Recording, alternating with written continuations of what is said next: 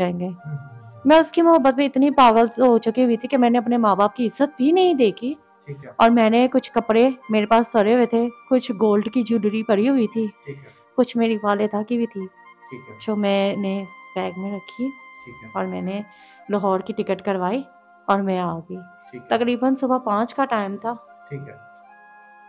मैं उस इंसान का इंतज़ार करती रही, लेकिन वो इंसान डॉक्टर है ठीक है। और वालिदा मेरी किसी यूनिवर्सिटी में प्रोफेसर है। ठीक है। और यूनिवर्सिटी का नाम मैं नहीं बताना जो चाहूँगी। बहावलपुर मॉडल टाउन से जो है इन्होंने सफ़र किया है लाहौर सा, किसी लड़के के पीछे ये भागी हैं।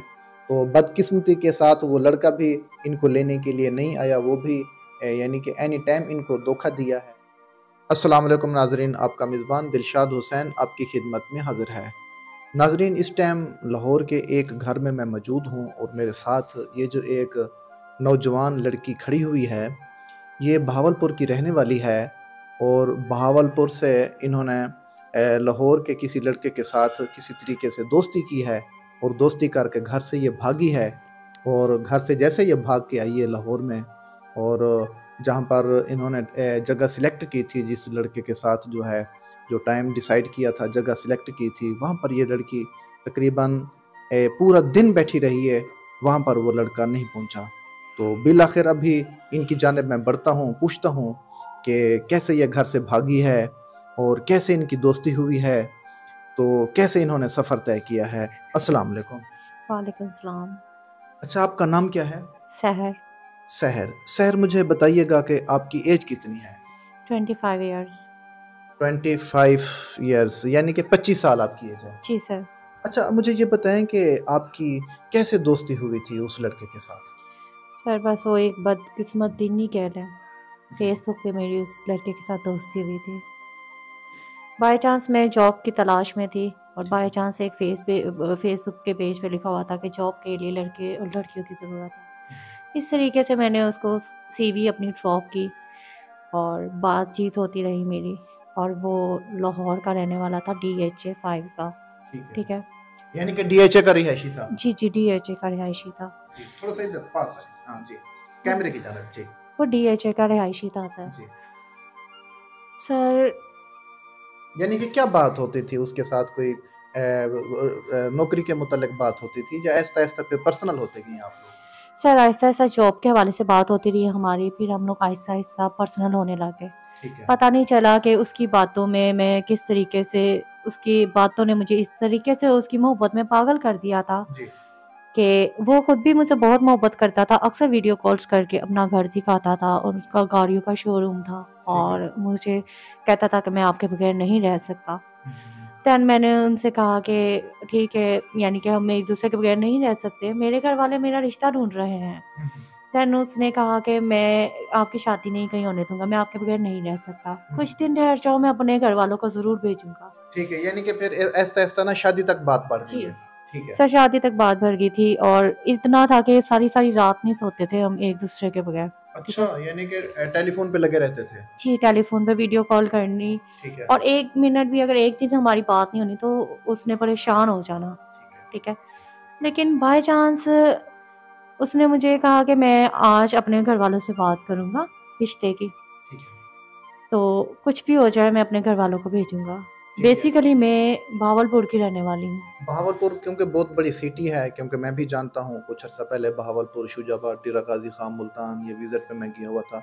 काफ़ी बड़ी सिटी है बहावलपुर। कौन से इलाके से आपका ताल्लुक था? Model town. Model town. Model town में तो वहाँ पर काफ़ी राइस लोग रहते हैं, अमीर लोग रहते हैं। तो आप किस फैमिली से ताल्लुक़ रखती हैं?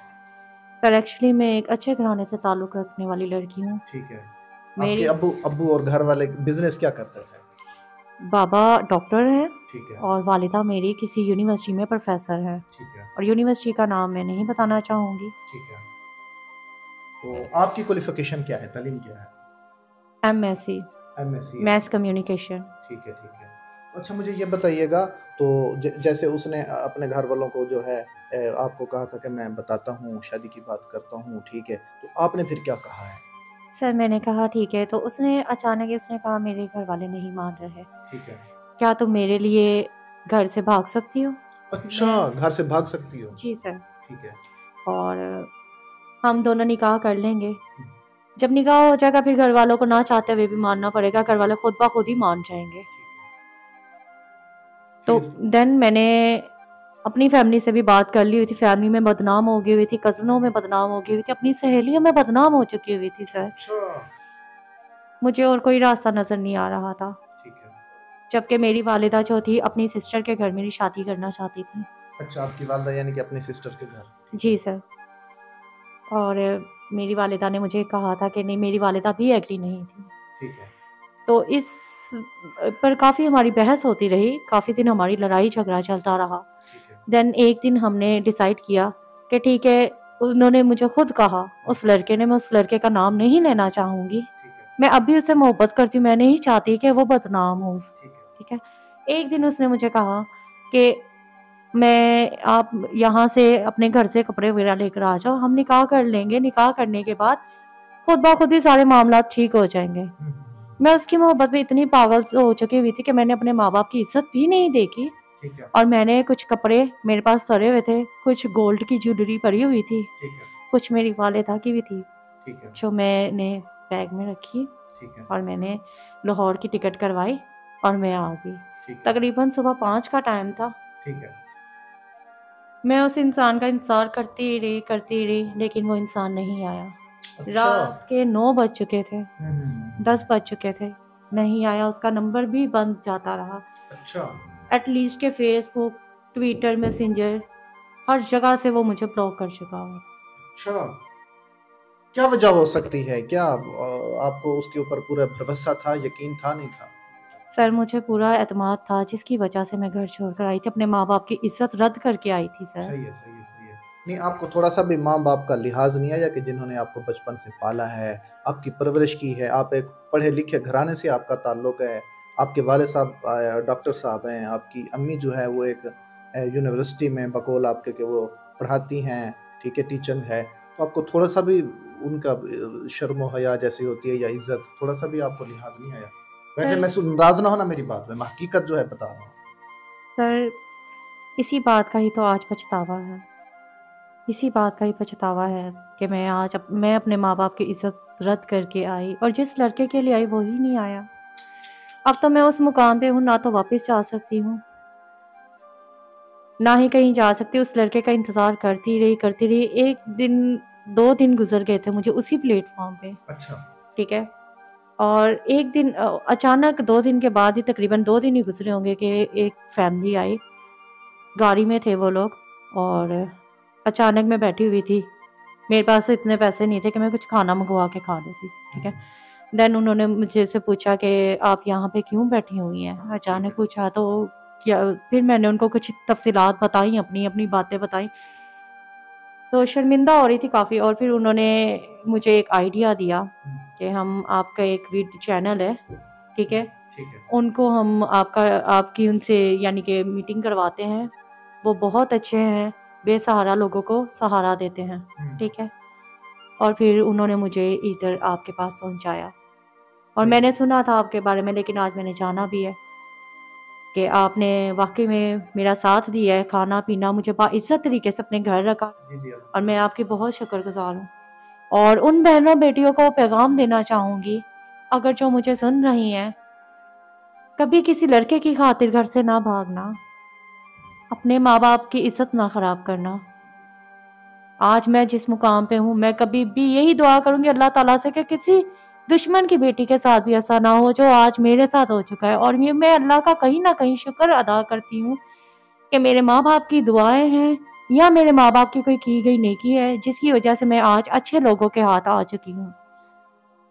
अच्छा, मुझे ये बताएँ, अगर आपके माँ-बाप आपको देख रहे हैं, ख़ानदान वाले देख रहे हैं, तो उनको क्या पैगाम देंगे?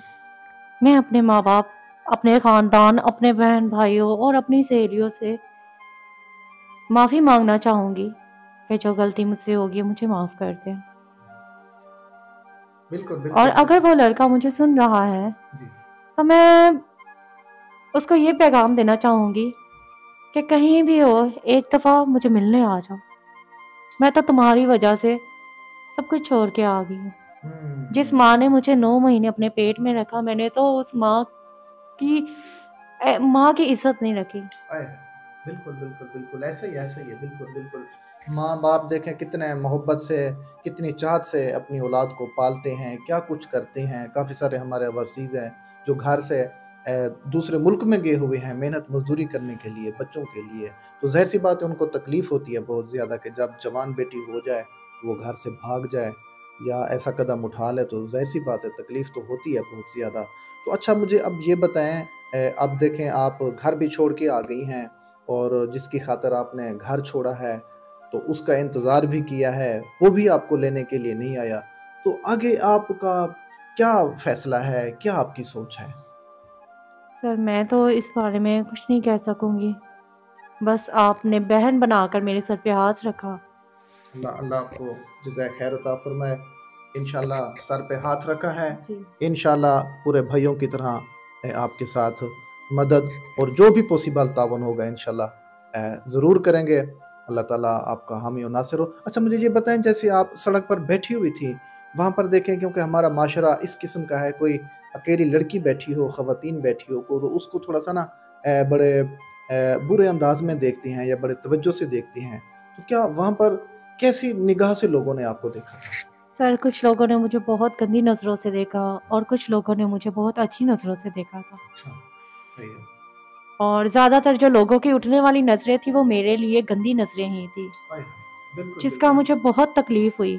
होती रही, मैं बिल्कुल। रोती रही सर, रोती रही। एक फ़ैमिली कोई थी, अल्लाह ताला उन्हें खुश-ओ-आबाद रखे कि उन्होंने मुझे आपसे मिलवाया है। हाँ, बिल्कुल, बिल्कुल, बिल्कुल। ऐसे ही है। ये आपकी खुशनसीबी है। अल्लाह ताला मज़ीद आपकी हिफ़ाज़त फ़रमाए। तो नाज़रीन ये आज की स्टोरी है, आपने मुकम्मल समाअत की है। ये बहन साहिबा है जो बहावलपुर मॉडल टाउन से जो है इन्होंने सफ़र किया है लाहौर सा, किसी लड़के के पीछे ये भागी हैं। तो बदकिस्मती के साथ वो लड़का भी इनको लेने के लिए नहीं आया, वो भी यानी कि एनी टाइम इनको धोखा दिया है। और ये बहन-बेटियों के लिए ख़ास मैसेज और पैगाम है कि जो बहन-बेटियाँ घर से भागती हैं और दोस्ती के चक्करों में घर वालों की इज़्ज़त का ख़्याल नहीं करती, घर वालों का एहतराम नहीं करती, माँ-बाप का। तो आज देख सकते हैं कि ये बहन किस मकाम पे खड़ी हुई है। आज ये बहुत शर्मिंदा और मायूस है और मैं अल्लाह ताला की बारगाह में दुआ करता हूँ कि अल्लाह ताला इनके लिए आसानी पैदा फ़रमाए। तो उम्मीद करता हूँ कि मेरी आज की वीडियो अच्छी लगी होगी। इसे लाइक और शेयर ज़रूर कर दें। अपने मेज़बान दिलशाद हुसैन को इजाज़त दें, मिलेंगे अगले प्रोग्राम में, तब तक के लिए